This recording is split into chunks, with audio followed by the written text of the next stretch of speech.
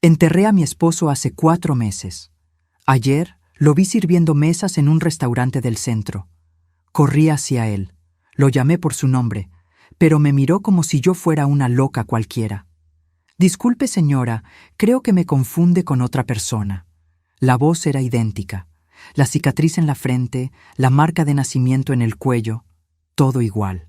Así que decidí seguirlo esa noche, pero lo vi entrar al cementerio y descubrí algo que me destrozó. Pero antes de continuar, asegúrate de estar suscrito al canal y escribe en los comentarios: ¿desde dónde estás viendo este video?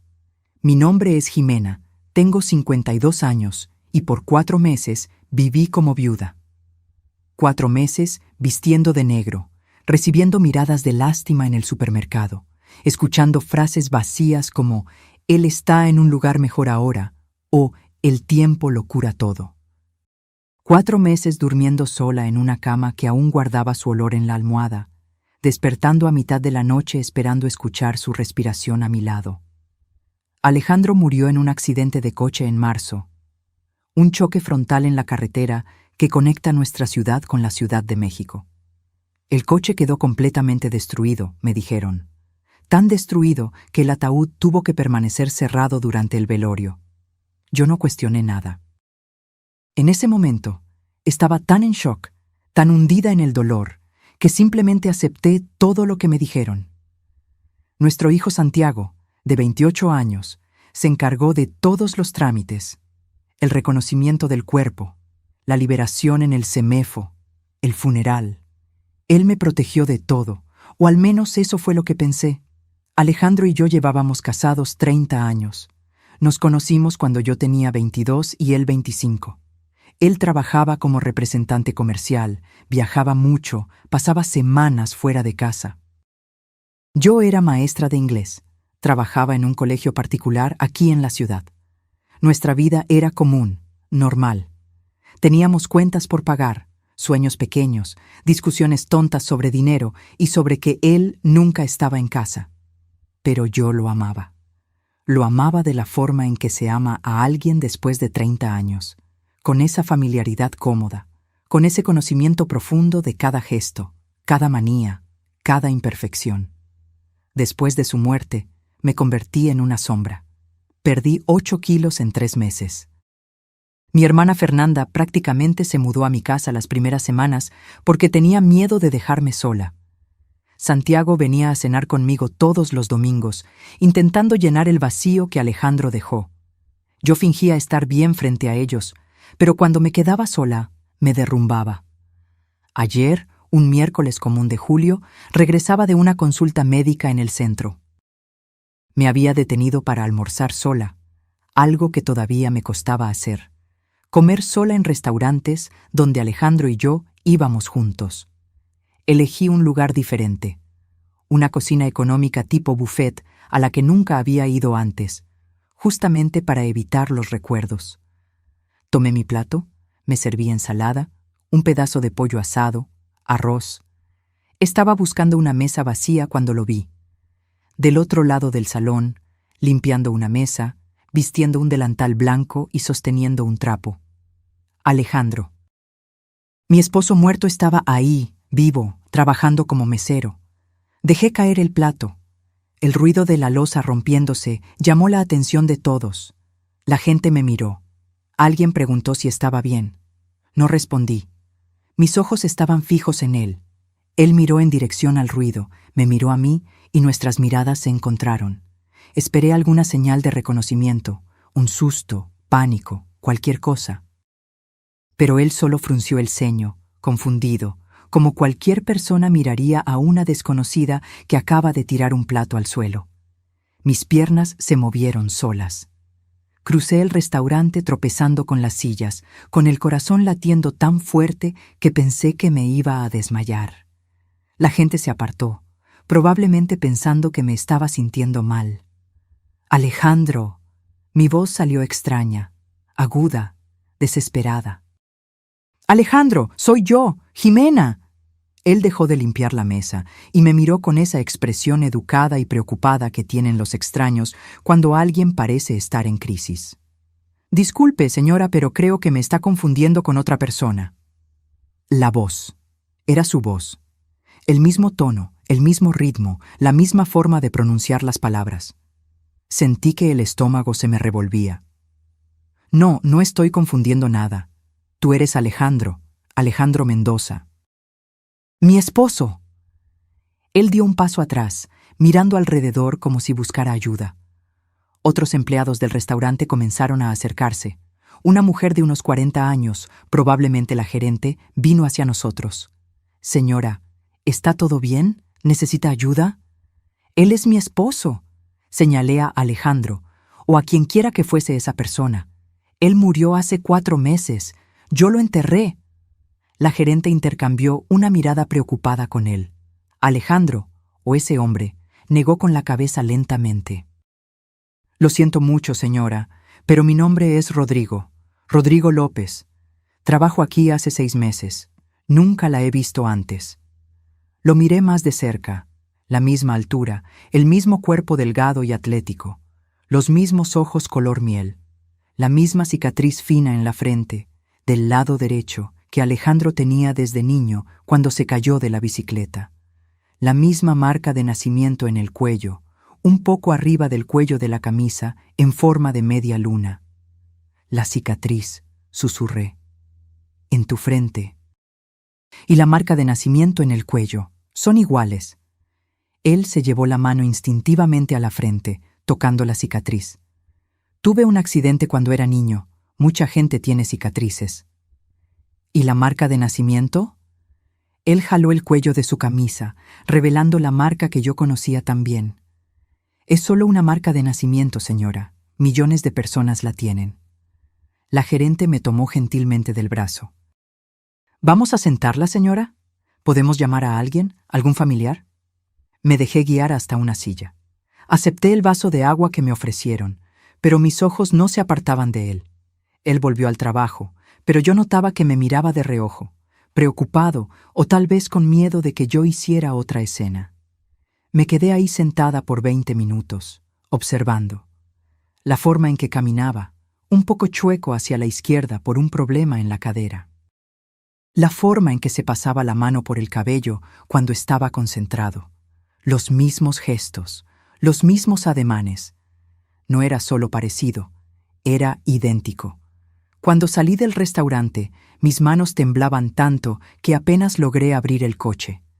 Me senté en el asiento del conductor y miré por el retrovisor. Él estaba en la puerta del restaurante, fumando un cigarro. Alejandro nunca fumó, recordé. O al menos yo nunca lo vi fumar. Debía haber ido a casa. Debía haber llamado a Fernanda, a Santiago, a alguien. Debía haber buscado ayuda, aceptado que tal vez me estaba volviendo loca de tanto luto. Pero algo dentro de mí, ese instinto que toda mujer tiene y que raramente falla, me decía que aquello no era locura. Aquello era real. Entonces esperé. Me quedé estacionada al otro lado de la calle, 3 coches más adelante, esperando. A las 5 de la tarde, él salió. Vestía jeans y una camisa de cuadros, una mochila en la espalda. Entró en un Volkswagen Gol gris viejo, con una abolladura en la puerta trasera. Seguí el coche. Mantuve distancia, como hacen en las películas. Mi corazón latía desbocado. Cruzamos la ciudad, pasamos por la colonia donde vivíamos, donde yo aún vivía, y seguimos en dirección a la zona sur, un barrio que yo conocía poco. Él se estacionó frente a un pequeño panteón municipal que yo nunca había visitado. Un cementerio antiguo, con muros despintados y una cerca de hierro oxidada. Eran casi las 6 de la tarde. El sol comenzaba a ponerse, pintando el cielo de naranja y morado. Vi cuando salió del coche, tomó la mochila y entró al panteón. Esperé algunos minutos antes de seguirlo. Mi cuerpo entero temblaba. No de miedo, sino de algo que no lograba nombrar. Expectativa, tal vez, o terror de lo que estaba a punto de descubrir. El cementerio estaba casi vacío. Un sepulturero trabajaba en el fondo, cavando una fosa. Una señora mayor ponía flores en una tumba cerca de la entrada. Y él, caminando entre las lápidas con la familiaridad de quien conoce bien ese lugar. Mantuve la distancia, escondiéndome detrás de un mausoleo grande. Vi cuando se detuvo frente a una tumba simple, de mármol blanco ya amarillento por el tiempo. Se arrodilló allí, sacó un trapo de la mochila y comenzó a limpiar la lápida. Esperé a que terminara. Esperé a que se quedara allí, sentado en el suelo, con la cabeza baja, como quien reza o platica con alguien que ya se fue. 15 minutos después, se levantó, guardó el trapo en la mochila y se fue. En cuanto el Gol gris salió del estacionamiento, corrí hacia la tumba. Mis pies tropezaban con las piedras irregulares del suelo. Mi corazón latía tan fuerte que escuchaba el pulso en mis oídos. Llegué a la lápida. Estaba limpia, brillando bajo la luz tenue del atardecer. Y entonces leí las palabras grabadas en el mármol: Rodrigo López, 1978, 2024. Amado hijo y hermano, descanse en paz, Rodrigo López. El nombre que él había dicho en el restaurante. 2024. Este año. Él había muerto este año. Sentí mis piernas flaquear. Me sostuve de la lápida para no caer. Las fechas no tenían sentido. Si Rodrigo López murió en 2024, ¿quién era el hombre que acabo de ver limpiando esta tumba? ¿Y por qué se parecía tanto, exactamente, a mi esposo? Saqué mi celular con las manos temblorosas y fotografié la lápida. Después fui a la administración del panteón, una pequeña oficina en el fondo. Había una mujer de mediana edad sentada detrás de un escritorio, usando la computadora. Con permiso, mi voz salió más firme de lo que esperaba. Necesito información sobre un difunto. Ella me miró por encima de los lentes. ¿Nombre? Rodrigo López, sepultado aquí este año. Ella tecleó en la computadora, frunciendo el ceño. Tengo un Rodrigo López sepultado en marzo. Sección C, lote 47. Marzo, el mismo mes en que Alejandro murió. ¿Tiene los datos del responsable de la sepultura? ¿Quién la cuida? Déjeme ver. El responsable listado es Alejandro Mendoza, hermano del fallecido. El suelo se abrió bajo mis pies. Alejandro Mendoza. El nombre de mi esposo. Listado como hermano de Rodrigo López. ¿Tiene una dirección? ¿Teléfono? Ella dudó. Esa información es privada, pero, mire, solo tengo un número de teléfono aquí. Ella lo anotó en un papel y me lo entregó. Tomé el papel. Reconocí los dígitos inmediatamente. Era el número del celular de Alejandro, el mismo número que yo aún no había podido cancelar, porque significaría aceptar definitivamente que él nunca más volvería. Salí del cementerio en estado de shock. Me senté en el coche y me quedé allí, parada, mirando aquel pedazo de papel con el número que yo conocía de memoria. Marqué. Mis dedos temblaban tanto que me equivoqué 2 veces antes de lograr marcar correctamente. La llamada cayó directo al buzón de voz. Su voz. La voz de Alejandro diciendo: «Has llamado a Alejandro Mendoza. Deja tu recado después del tono». Colgué sin dejar mensaje. Respiré hondo 3 veces, intentando organizar mis pensamientos. Hechos. Necesitaba hechos, no emociones. Hecho 1. Alejandro murió en marzo en un accidente de coche. Hecho 2. Rodrigo López murió en marzo, en el mismo mes. Hecho 3. Un hombre idéntico a Alejandro trabaja en un restaurante con el nombre de Rodrigo López. Hecho 4. Ese hombre visita la tumba de Rodrigo López regularmente. Hecho 5. Alejandro está listado como hermano de Rodrigo en el registro del cementerio. Alejandro nunca me dijo que tenía un hermano. En 30 años de matrimonio, siempre dijo que era hijo único. Sus padres murieron cuando él tenía 20 y tantos años, antes de conocernos. Él no tenía familia. Siempre fuimos solo nosotros. Él, yo y Santiago. O era mentira, todo era mentira. Llamé a Santiago, contestó al tercer tono. «Mamá, ¿todo bien?» «Santiago, necesito que vengas a mi casa. Ahora». «¿Ahora? Mamá, son las 7 de la noche. Yo estaba...» «Ahora, Santiago». Mi voz salió más dura de lo que pretendía. «Es sobre tu papá». Silencio del otro lado. Después, en un tono cuidadoso, «Mamá, ya platicamos sobre eso. Necesitas...» «Vi a tu papá hoy, vivo, trabajando en un restaurante en el centro». Otro silencio, más largo. Escuché el ruido de una puerta cerrándose, pasos, después su voz más baja. «Mamá, ¿dónde estás?» «En casa, o mejor dicho, yendo para la casa ahora. ¿Vienes?» «Voy, quédate ahí. No hagas nada, no llames a nadie. Ya voy para allá». Colgó antes de que pudiera responder. Algo en su tono me incomodó. No era sorpresa. No era incredulidad. Era preocupación, pero de un tipo diferente. Como si él supiera algo. Manejé a casa en piloto automático. Cuando llegué, las luces estaban todas apagadas. La casa vacía me recibió con ese silencio pesado que yo había aprendido a odiar los últimos 4 meses. Prendí las luces, hice un té que no bebí, me senté en el sofá y esperé. Santiago llegó 40 minutos después. Entró sin tocar. Él tenía llave. Me encontró sentada en la oscuridad. Yo había apagado las luces de nuevo sin darme cuenta. «Mamá». Él encendió la lámpara. Se sentó a mi lado. «Cuéntame qué pasó». Le conté todo. El restaurante, el hombre idéntico a Alejandro, su negación, el cementerio, la tumba de Rodrigo López, el registro con el nombre de Alejandro como hermano. Le mostré la foto de la lápida en mi celular. Santiago miró la foto en silencio. Su rostro no mostraba sorpresa, mostraba resignación. «Tú sabías». No era una pregunta. Él cerró los ojos. Se pasó la mano por la cara, ese gesto que hacía cuando estaba nervioso, desde niño. «Mamá, tú sabías que tu papá tenía un hermano». «No exactamente un hermano». «¿Entonces qué?»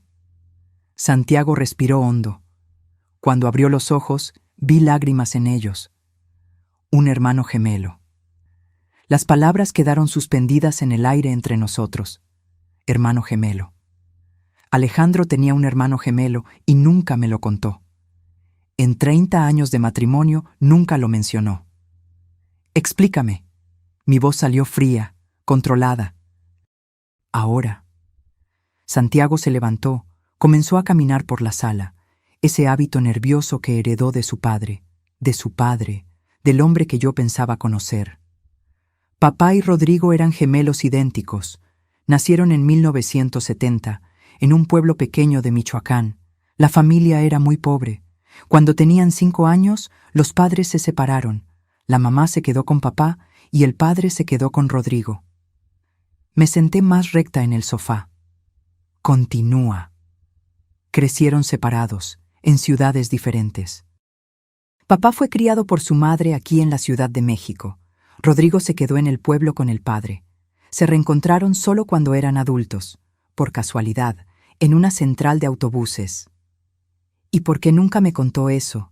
¿Por qué escondió que tenía un hermano gemelo por 30 años? Santiago dejó de caminar. Me miró con esa expresión de quien está a punto de decir algo que va a doler. Porque Rodrigo tenía problemas, mamá. Problemas serios. ¿Qué tipo de problemas? Estuvo preso algunas veces. Robos pequeños, fraudes. Lo internaban en clínicas psiquiátricas de vez en cuando. Tenía crisis. A papá le daba vergüenza. Tenía miedo de que lo juzgaras por tener un hermano así. Entonces decidió simplemente nunca mencionarlo. Me levanté, sintiendo la rabia subir. Decidió mentir, querrás decir. 30 años, Santiago. 30 años de mentiras. Él te protegía. ¿Protegía? Casi grité. Él mentía. Hay una diferencia enorme. Santiago bajó la cabeza. Lo sé, estoy de acuerdo. Cuando él me lo contó, unos 5 años atrás, yo también me quedé en shock. Peleé con él. Le dije que necesitaba contártelo, pero él me pidió que no dijera nada. Dijo que encontraría el momento correcto. ¿Y lo encontró? ¿Te contó cuándo? Nunca. Él murió antes de contarte. Me senté de nuevo, sintiendo el peso de todo aquello. ¿Y Rodrigo? ¿Cómo murió? Suicidio. La palabra cayó como una piedra. Se ahorcó en su casa. Papá quedó devastado. Fue él quien encontró el cuerpo. Una semana después, papá murió en el accidente. Hice las cuentas mentalmente. ¿Rodrigo murió en marzo? El día 8 de marzo. Papá murió el día 15. Una semana de diferencia. Alejandro encontró a su hermano gemelo muerto y una semana después murió en un accidente de coche. ¿O sería demasiada coincidencia? Santiago, ¿quién identificó el cuerpo de tu padre en el CEMEFO? Él se puso pálido. Yo. ¿Viste el cuerpo? No exactamente. Fue muy rápido, mamá. El accidente fue horrible. El coche se incendió. Ellos dijeron que el cuerpo estaba muy quemado, que era mejor que no lo viera. Solo firmé los papeles. Sentí que me faltaba el aire. Firmaste los papeles sin ver el cuerpo. Tenían sus documentos, la cartera, todo. No había duda. ¿Y si no era él? Mi voz estaba subiendo. ¿Y si quien murió quemado en ese coche era Rodrigo, no Alejandro? Santiago me miró como si hubiera enloquecido. Mamá, eso no tiene sentido. ¿Por qué papá fingiría su propia muerte? No lo sé, pero hoy vi a un hombre idéntico a tu padre, con el mismo nombre que Rodrigo, visitando su tumba. ¿Y si? Los gemelos idénticos se parecen, mamá. Ese tipo que viste debe ser solo un hermano más, o un primo, qué sé yo. ¿Con todas las mismas marcas? ¿La cicatriz en la frente, la marca de nacimiento en el cuello, la forma de caminar? ¿Todo igual? Santiago se pasó la mano por el cabello frustrado. ¿Qué estás sugiriendo? ¿Que papá cambió de lugar con Rodrigo? ¿Que fingió su propia muerte? Estoy diciendo que algo no está bien y que necesito descubrir la verdad. Él se acercó, tomó mis manos. Mamá, mírame. Estás de luto, estás sufriendo. El cerebro a veces nos juega bromas cuando estamos en un dolor profundo. Viste a alguien parecido a papá y jalé mis manos de vuelta. No me trates como si estuviera loca, Santiago. Yo sé lo que vi, yo sé lo que sentí. Ese hombre no es solo parecido, es idéntico. Entonces, ¿qué quieres hacer? Tomé mi celular, abrí el navegador y escribí Rodrigo López en Google. Aparecieron decenas de resultados. Refiné la búsqueda.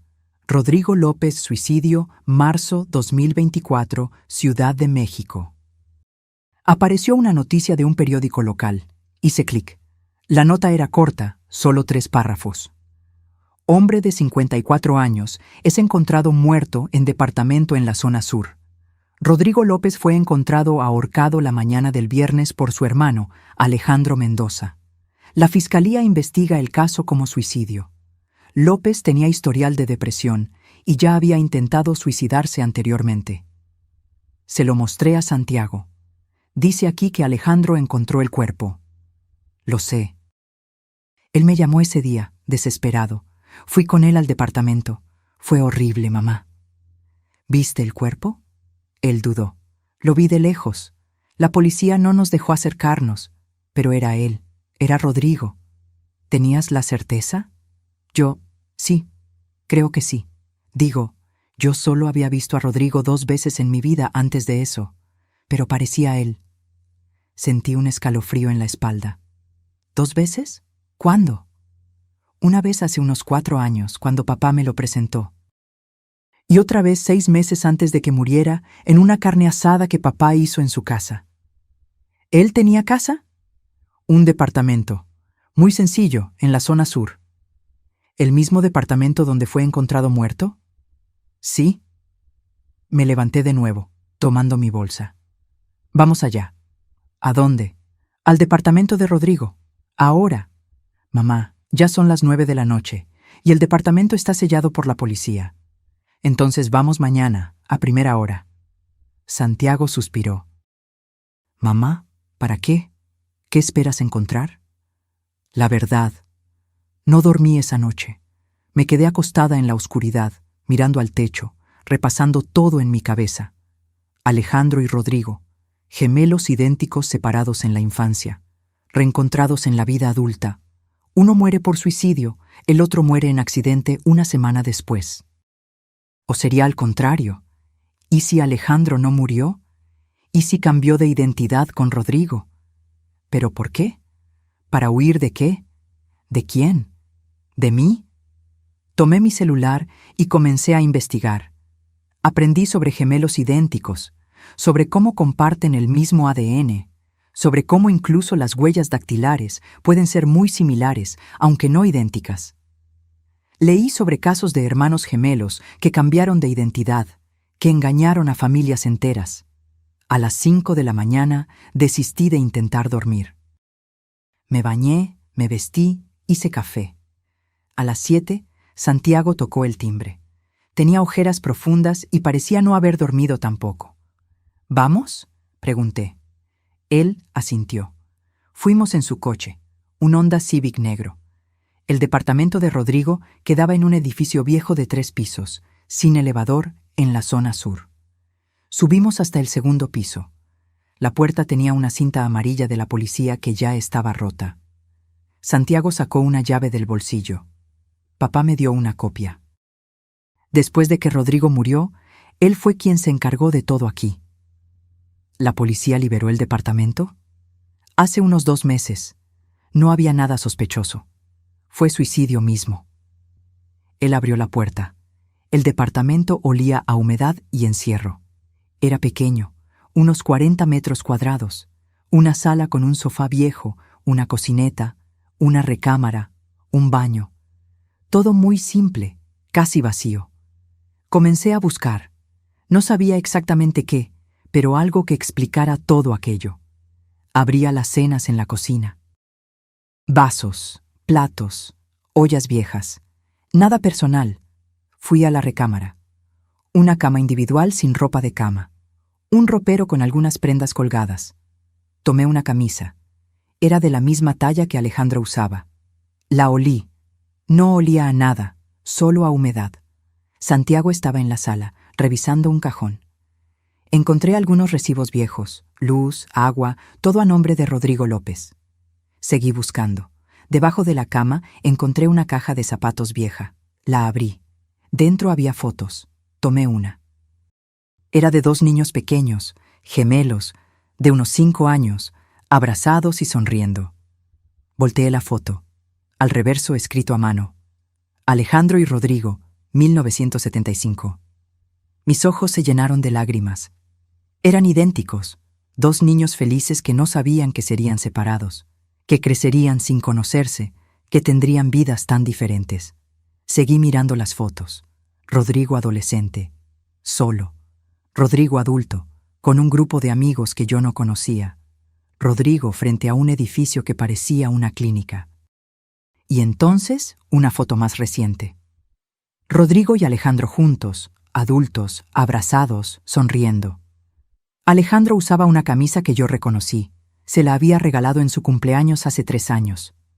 Le mostré la foto a Santiago. ¿Cuándo fue esto? Él miró. Creo que en la carne asada que te dije, 6 meses antes de que pasara todo. Continué revisando la caja. En el fondo encontré un sobre. Dentro de él, una carta, manuscrita, con letra temblorosa. Comencé a leer. Alejandro, ya no aguanto más. Intenté, juro que intenté, pero el dolor es demasiado grande. Tú tienes una vida, una familia, un hijo. Yo no tengo nada. Solo problemas, solo deudas, solo esta enfermedad en la cabeza que nunca se va. A veces me quedo pensando cómo habría sido si hubiéramos crecido juntos, si mamá no se hubiera quedado solo contigo, si papá no me hubiera llevado lejos. ¿Sería yo diferente? ¿Tendría una vida como la tuya? Pero no sirve de nada pensar en eso ahora. Lo que fue, fue, y no veo salida. Perdón por ser una carga para ti. Perdón por cada vez que necesité dinero, cada vez que te causé problemas. Siempre fuiste bueno conmigo, aunque yo no lo mereciera. Cuida a Jimena y a Santiago por mí. Tienen suerte de tenerte. Rodrigo. Mi mano tembló sosteniendo el papel. Santiago. Él vino hacia mí. Leyó la carta por encima de mi hombro. Se quedó en silencio. Esta es una carta de despedida, susurré. Rodrigo estaba planeando el suicidio. Parece. Pero mira aquí. Señalé una línea. Dice: cuida a Jimena y a Santiago por mí, como si supiera que Alejandro cuidaría de nosotros, como si supiera que Alejandro continuaría vivo. Mamá, él estaba deprimido. No se puede analizar lógicamente lo que una persona en depresión escribe. Pero algo no encajaba. Seguí buscando en el departamento. En el baño abrí el botiquín. Medicamentos, muchos medicamentos, antidepresivos, ansiolíticos, estabilizadores del ánimo, todos a nombre de Rodrigo López. Regresé a la sala. Santiago estaba mirando por la ventana. ¿Encontraste algo más? Solo medicinas. ¿Y tú? Nada importante. Miré alrededor una vez más, y entonces lo vi. En la pared, encima de un mueble pequeño, había un portarretratos. Lo tomé. Era una foto de Alejandro, yo y Santiago. Tomada en el cumpleaños de Santiago hace 2 años. Todos sonriendo, felices. ¿Por qué Rodrigo tendría una foto nuestra?, pregunté en voz alta. Santiago vino a ver. Se puso pálido. Papá debe habérsela dado. Para que se sintiera parte de la familia. Pero algo en esa foto me incomodaba. Algo estaba mal. Miré más de cerca. Alejandro en la foto usaba una camisa azul clara. Yo recordaba ese día. Recordaba esa camisa. Era su favorita. Salí del departamento con la foto en la mano. Santiago cerró la puerta detrás de nosotros. En el coche me quedé en silencio, mirando aquella foto. Mamá, ¿estás bien? Llévame de regreso a aquel restaurante, el restaurante donde vi al hombre ayer. Mamá, ¿para qué? Solo llévame. Él suspiró, pero obedeció. 20 minutos después, estábamos estacionados frente a la cocina económica. Eran las 10 de la mañana. El restaurante abría al mediodía. Esperamos. A las 11:30 vi el Gol gris estacionarse. Él salió del coche. Hoy usaba jeans y una playera negra. Entró por la puerta de atrás, la entrada de empleados. Es él, susurré. Es idéntico. Santiago miró. Se quedó callado por un largo momento. Sí, es muy parecido. No parecido. Idéntico. Esperé hasta el mediodía. Entré sola al restaurante. Santiago se quedó en el coche. Se lo pedí. Tomé mi comida, elegí una mesa desde donde pudiera observarlo. Él estaba en la barra, reponiendo las charolas de comida caliente. Estudié cada movimiento. La forma como se inclinaba, el modo de tomar los utensilios, la manera como sonreía a los clientes. Todo era Alejandro. Cada gesto, cada expresión. Terminé de comer. Pagué la cuenta. Cuando estaba saliendo, él pasó junto a mí cargando una bandeja. Nuestros ojos se encontraron. Esta vez vi algo diferente. Un flash de reconocimiento. Rápido, casi imperceptible. Pero estaba ahí. Él me reconoció. Salí del restaurante con el corazón disparado. Entré al coche. Santiago me miró preocupado. ¿Y bien? Él me reconoció. Por una fracción de segundo, cuando nuestros ojos se encontraron, él me reconoció. Mamá, puedes estar imaginando. No estoy imaginando nada. Mi voz salió más alta de lo que pretendía. Respiré hondo. Perdón, pero lo vi. Tengo la certeza. Santiago manejó de regreso a mi casa en silencio. Cuando llegamos, entró conmigo. Hicimos café. Nos sentamos a la mesa de la cocina. ¿Qué quieres hacer?, preguntó finalmente. Quiero la verdad. Necesito saber si ese hombre es tu padre o no. ¿Y cómo pretendes descubrirlo?, pensé. Prueba de ADN. Santiago casi escupió el café. ¿Cómo? ¿Vas a llegar con él y pedirle hacer una prueba de ADN? Si es necesario. Mamá, sé realista. Aunque él sea papá, lo cual dudo mucho, él obviamente no quiere ser encontrado. ¿Por qué aceptaría hacerse una prueba? Tenía razón, necesitaba otra estrategia. ¿Y si conseguimos una muestra suya? ¿Cabello, algo que él tocó? Eso es invasión de privacidad. Nos pueden demandar. No me importa. Santiago me miró seriamente. Mamá, ¿a dónde va a llevar todo esto? Digamos que pruebas que él es papá, que fingió su propia muerte. ¿Y qué ganas con eso además de más dolor? La pregunta me tomó desprevenida. ¿Qué ganaba? ¿Venganza? ¿Justicia? ¿La satisfacción de tener la razón? ¿O solo más dolor, la confirmación de que el hombre que amé por 30 años me engañó de la peor forma posible? Gano la verdad, respondí finalmente. Y la verdad siempre vale la pena, no importa cuánto duela. En los días siguientes, me convertí en una investigadora. Comencé a seguir a Rodrigo discretamente. Aprendí su rutina. Él salía de casa a las 10:30 de la mañana, llegaba al restaurante a las 11. Trabajaba hasta las 5. 3 veces por semana iba al cementerio después del trabajo. Los martes y jueves iba a un gimnasio barato cerca de su casa. Los sábados hacía compras en el mercado. Los domingos se quedaba en casa. Vivía en un departamento pequeño en un edificio de 3 pisos, sin portero. El mismo edificio donde Rodrigo había muerto. Vivía solo, aparentemente. Nunca vi a nadie visitarlo. Un jueves lo seguí hasta el gimnasio. Esperé afuera. 1 hora después, salió. Di un tiempo y entré. Fui directo a los vestidores de mujeres. Después regresé y miré alrededor. No había nadie. Entré rápidamente al vestidor de hombres. Encontré el casillero que yo lo había visto usar, el número 23. Estaba abierto, solo con un candado simple puesto pero sin cerrar. Adentro, su mochila. Con las manos temblorosas, tomé un cepillo de cabello que estaba ahí. Tenía algunos cabellos. Los puse en una bolsita de plástico que yo había traído. Cerré todo y salí corriendo. Al día siguiente, fui a un laboratorio particular. Expliqué que necesitaba una prueba de ADN. La recepcionista me miró con esa expresión neutra profesional. ¿Para prueba de paternidad? Algo así. Tengo muestras de 2 personas. Necesito saber si son la misma persona. Ella frunció el ceño. El ADN no funciona así. La prueba muestra relación genética, padre e hijo, hermanos, etc. Para saber si 2 muestras son de la misma persona, sería necesario comparar con un patrón de referencia. Mi corazón se hundió. ¿Y si tengo algo que perteneció a una de esas personas? ¿Algo con su ADN? Podría funcionar. ¿Lo tiene? Pensé. En casa, yo aún tenía cosas de Alejandro. Su cepillo de dientes, ropa, el peine que usaba. Tengo. Entonces tráigalo. Vamos a necesitar una buena muestra y va a costar unos 5,000 pesos. Pagué por adelantado. Volví a casa y tomé el cepillo de dientes de Alejandro, que yo había guardado en una bolsa de plástico.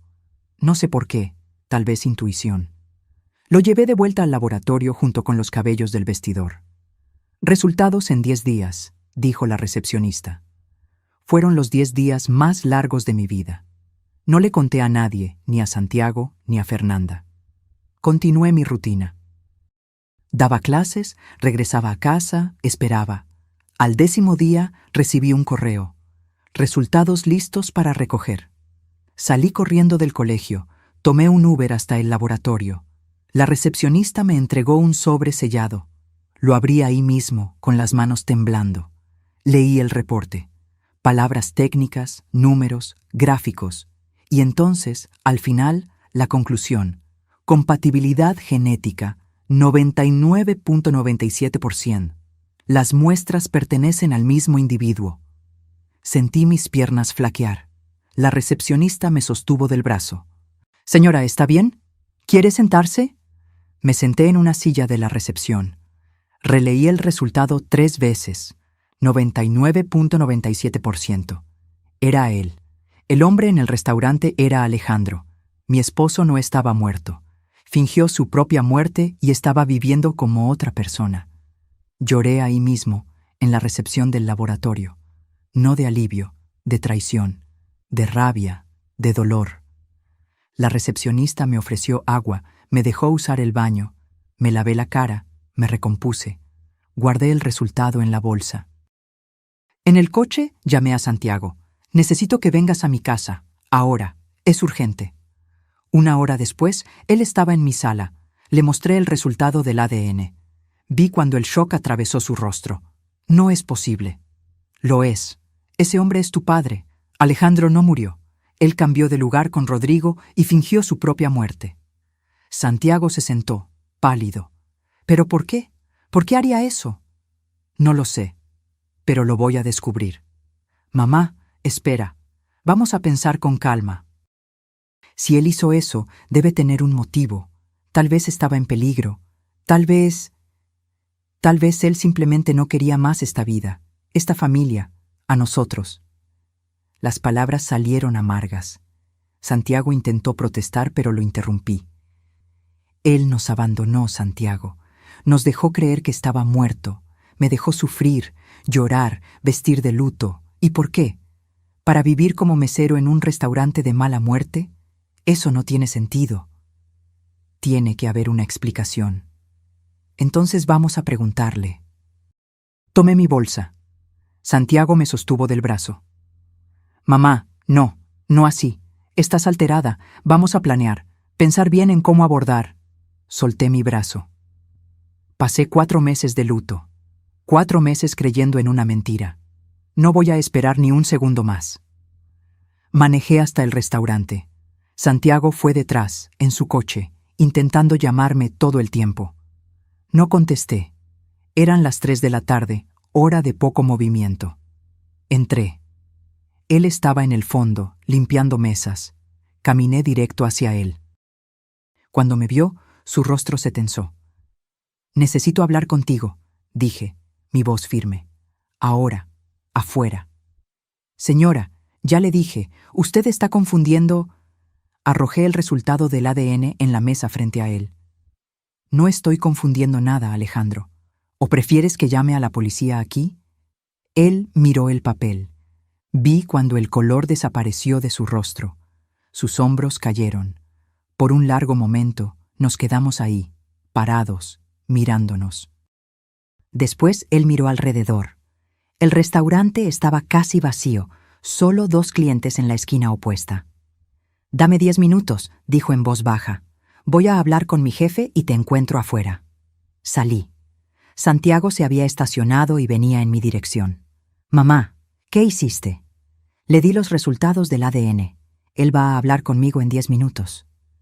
Dios mío. Santiago se pasó la mano por el cabello. ¿Y ahora? Ahora esperamos. 12 minutos después, salió por la puerta de atrás. Venía sin el delantal, usando solo jeans y camiseta. Se acercó a nosotros, miró a Santiago, después a mí. Vamos a mi departamento, dijo.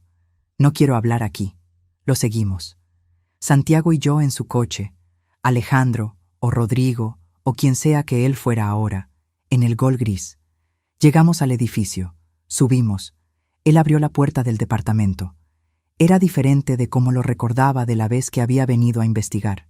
Ahora había vida ahí, ropa tirada en el sofá, platos sucios en el fregadero. Un olor a café viejo. Nos sentamos. Él se quedó de pie, recargado en la pared, con los brazos cruzados. Parecía más viejo, cansado, derrotado. ¿Cómo lo descubriste?, preguntó finalmente. Te vi en el restaurante. Te seguí hasta el cementerio. Vi que visitabas la tumba de Rodrigo. Sumé 2 más 2. Él asintió lentamente. ¿Y el ADN? Tomé cabellos tuyos en el gimnasio. Los comparé con tu cepillo de dientes que aún tenía en casa.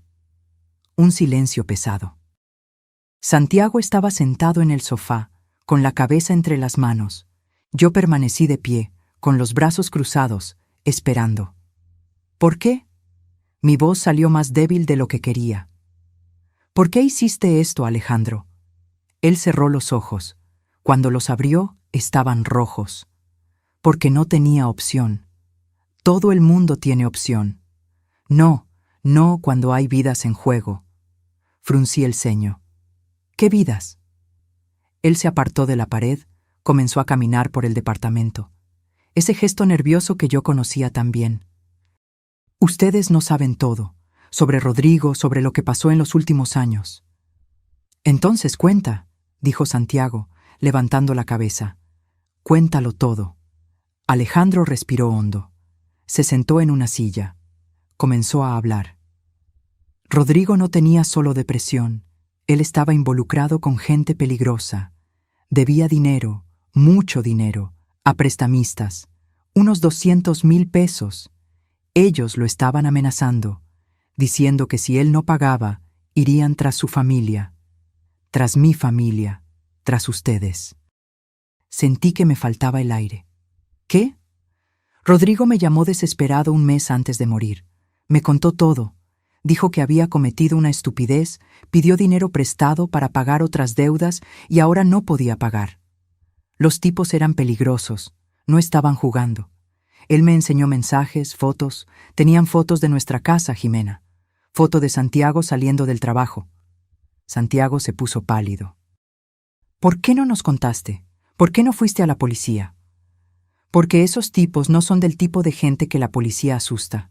Son criminales, gente que mata por mucho menos de 200,000. Y Rodrigo estaba desesperado. Dijo que se iba a matar, que era la única salida. ¿Y tú dejaste? Mi voz salió dura. ¿Dejaste que tu hermano se matara? ¡No! Alejandro se levantó agitado. Yo no lo dejé. Intenté impedirlo. Fui hasta su departamento ese día para platicar, para intentar hallar una solución, pero cuando llegué, su voz falló. Cuando llegué, él ya estaba muerto. La sala se quedó en silencio absoluto, solo el sonido de nuestra respiración. Yo entré y lo vi, colgado. Fui hacia él, intenté bajarlo, hacer alguna cosa, pero era demasiado tarde. Él estaba frío, había muerto horas antes. Alejandro se sentó de nuevo, con la cabeza en las manos. Y entonces vi la carta diciendo que estaba cansado, que no aguantaba más, que la culpa era de él por haber involucrado a la familia, y me quedé ahí, mirando a mi hermano muerto, pensando en los prestamistas, en ustedes, en el peligro. Y decidiste cambiar de lugar con él, completé. No inmediatamente. Al principio solo quería protegerlos, pero entonces pensé, Rodrigo y yo éramos idénticos, misma altura, mismo peso, mismas marcas. Si yo llamaba a la policía y decía que Rodrigo se había matado, los prestamistas se pondrían furiosos. Irían tras de mí, de ustedes, para cobrar la deuda. Pero si tú fingías que eras tú quien había muerto, dijo Santiago despacio, ellos irían tras Rodrigo, pero Rodrigo ya estaría muerto. Exactamente. Era la única forma de protegerlos, de hacer que los prestamistas desistieran. Sentí la rabia subiendo. Entonces armaste todo. Le pusiste tu ropa a él, le pusiste tus documentos. Llamaste a Santiago diciendo que era Rodrigo quien se había matado. Sí, y una semana después tomé el coche de Rodrigo, manejé hasta aquella carretera vacía, choqué contra un árbol e incendié el coche. Dejé mis documentos adentro. Huí antes de que alguien llegara. Después llamé anónimamente a los bomberos. Y cuando llegaron, continué, encontraron un cuerpo carbonizado en un coche con documentos de Alejandro Mendoza. El cuerpo era irreconocible por el fuego. El ADN tardaría semanas en estar listo, si es que lo hacían. No había sospecha de crimen, entonces fue registrado como accidente. Santiago identificó, o mejor dicho, firmó los papeles sin ver el cuerpo de hecho. Miré a Santiago. Él estaba blanco, en shock. «Tú me usaste», le dijo a Alejandro. «Me hiciste firmar esos papeles, me hiciste creer. No tenía opción. Era eso, o ponerlos en riesgo. Siempre tienes opción», grité. «Podías habernos contado. Podías haber pedido ayuda. Podríamos haber encontrado una solución juntos. ¿Y si no la encontrábamos? ¿Y si los prestamistas iban tras ustedes?» «Jimena, esos tipos no juegan. Ellos matan familias enteras».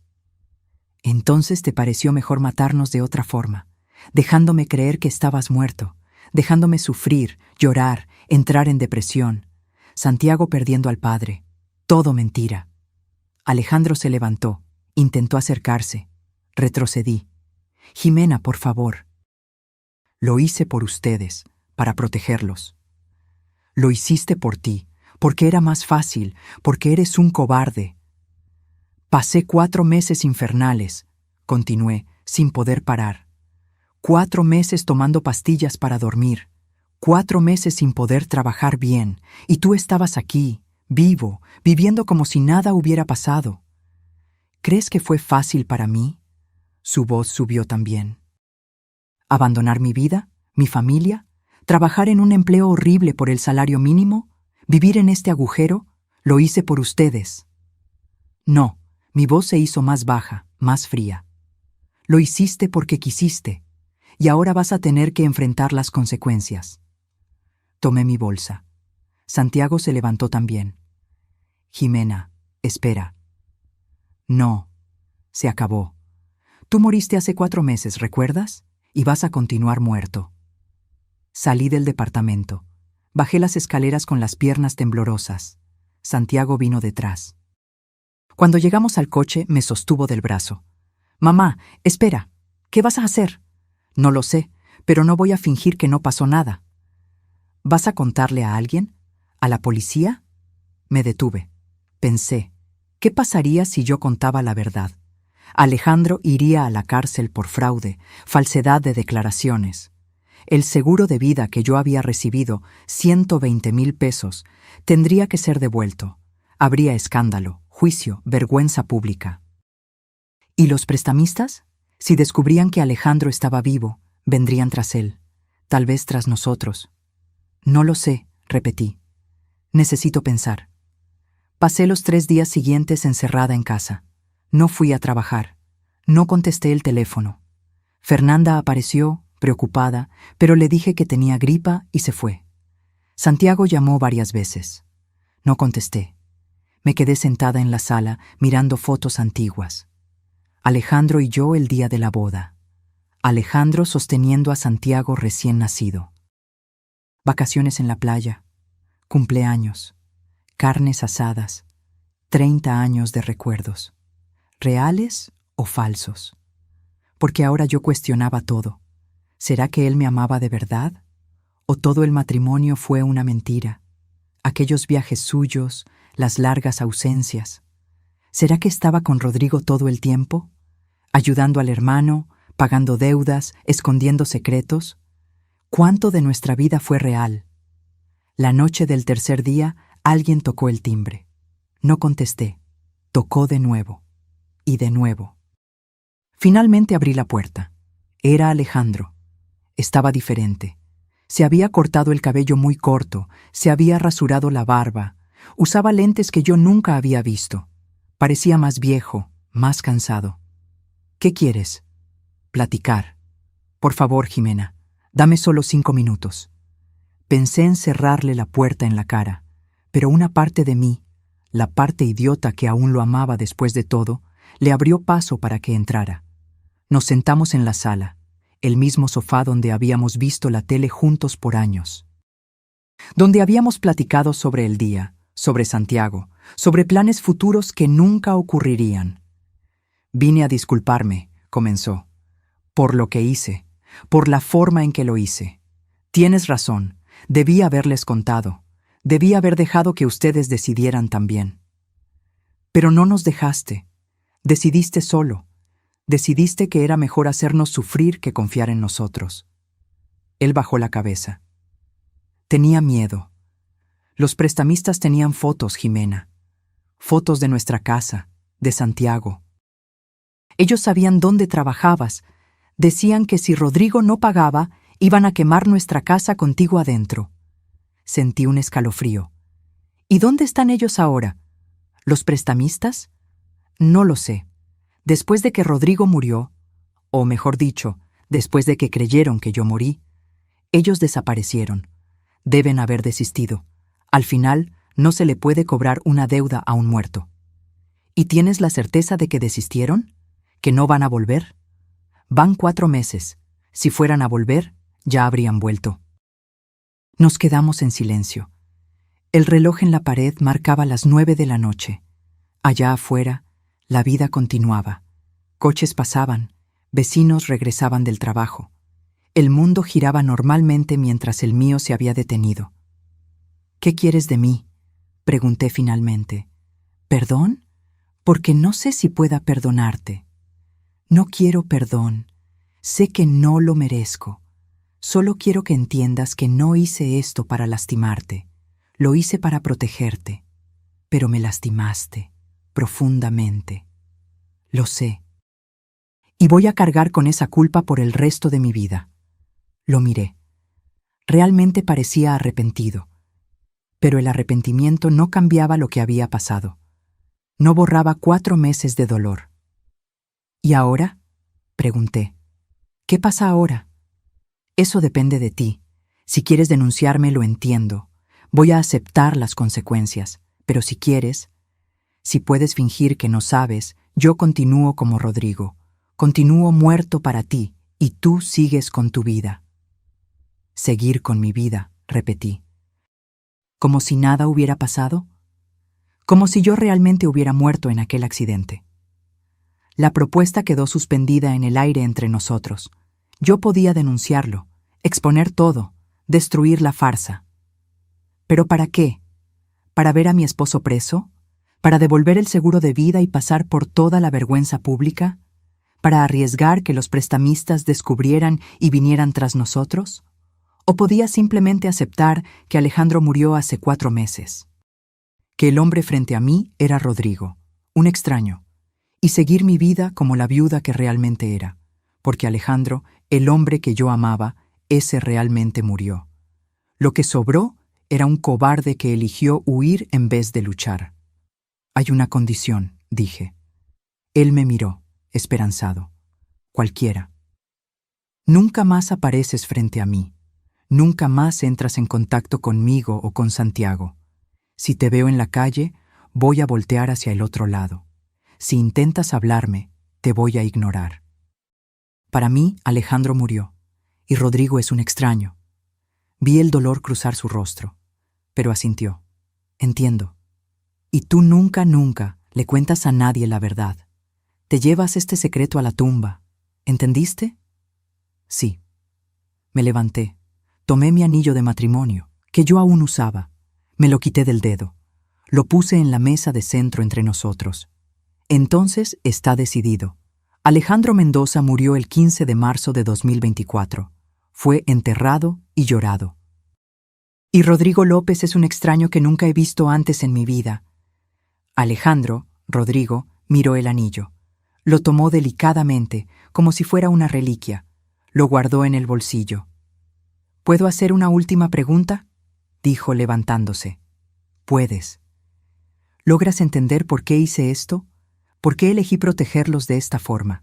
Pensé. Honestamente pensé. Logro entender el miedo. Logro hasta entender la lógica retorcida, pero no logro aceptarlo, porque no confiaste en mí, en nosotros. Y un matrimonio sin confianza no es nada. Él asintió lentamente. Caminó hacia la puerta. Se detuvo con la mano en la manija. Yo te amé, Jimena. Te amo. Eso nunca fue mentira. Tal vez, pero el amor sin valentía no vale nada. Él salió. Cerré la puerta detrás de él. Me recargué en ella, deslizándome hasta sentarme en el suelo. Y finalmente, después de 3 días aguantando, lloré. Lloré por el matrimonio que perdí, por el hombre que amé, por la confianza destruida, por la vida que nunca más sería la misma. Pero también lloré de alivio, porque ahora sabía la verdad. Y la verdad, por más dolorosa que fuera, era mejor que la incertidumbre. 3 meses pasaron desde aquella noche. Regresé al trabajo, a las clases, a la rutina. Le conté a Santiago sobre la conversación, sobre el acuerdo que hice. No le gustó. Quiso confrontar a Alejandro. ¿Rodrigo? Pero lo convencí de dejarlo así. Él murió, Santiago. Tu papá murió.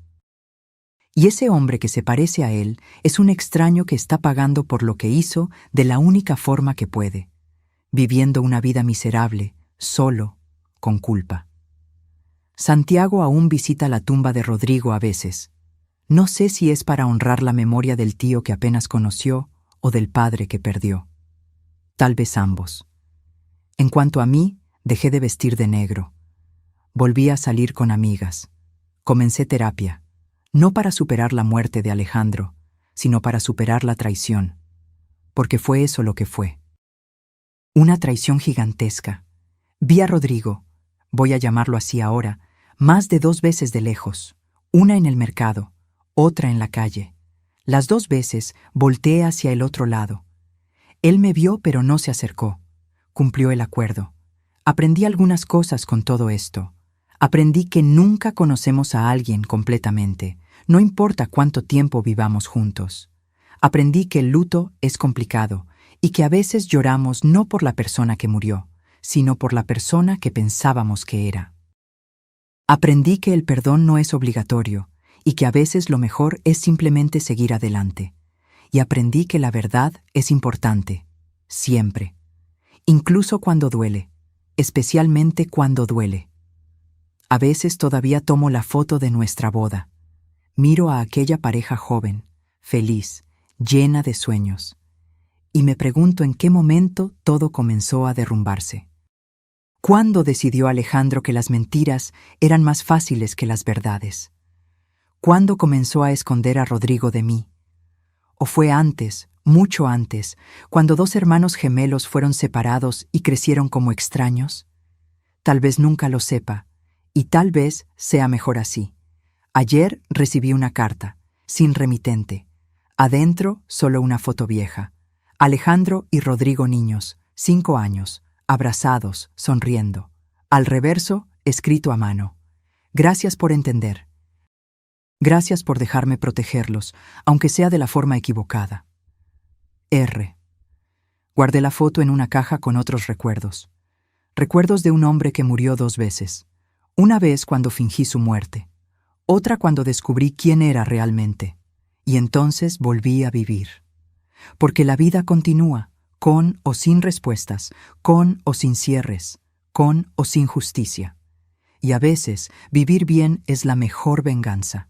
No contra él, sino contra las circunstancias que nos destruyeron. Hoy, 7 meses después de enterrar a mi esposo por primera vez, finalmente logro decir, sobreviví. No entera, no sin cicatrices, pero sobreviví. Y eso tendrá que ser suficiente. Ahora, si te gustó esta historia, haz clic en suscribirse y dime en los comentarios, ¿qué parte te dejó con la boca abierta?